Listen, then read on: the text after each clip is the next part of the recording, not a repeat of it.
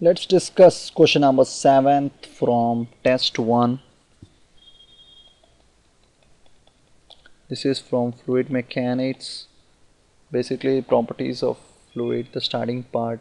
So what is asked is find the decrease in the volume of a sample of water from the following data. Okay, so you have a sample of water where the initial volume is 1000 centimeter cube, the initial pressure is 10 power 5 Newton per meter, the final pressure.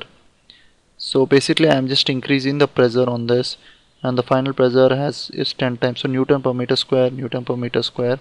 So 10 times I've increased such that the final pressure is 10 power 6 Newton per meter square. The compressibility is given, which is 50 into 10 power minus 11 meter square per Newton. Okay, so now what is asked is how much is the change in volume or the decrease in volume. Now for this I use the so-called bulk modulus definition, which is change in pressure by the ratio of change in volume, the fraction of change in volume. So this is basically just like your stress by strain. Here you have pressure, change in pressure by volumetric strain, which is delta V by V. So this is how my bulk modulus is defined, and minus because if I increase pressure the volume will decrease, so the numerator will be positive, denominator will be negative. When I increase the pressure the volume will be decreased, though a smaller amount, but it will decrease, so it will be negative, and this minus sign is in order to take care of that. Okay, now compressibility is defined as 1 by bulk modulus.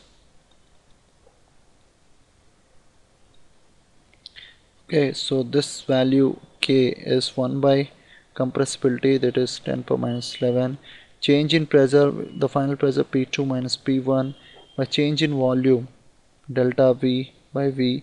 Okay, so now if I find out delta V by V from this, I can just compute. Okay, so delta V would be minus P2 minus P1 into the volume into 50 into 10 power minus 1, that is 1 by K.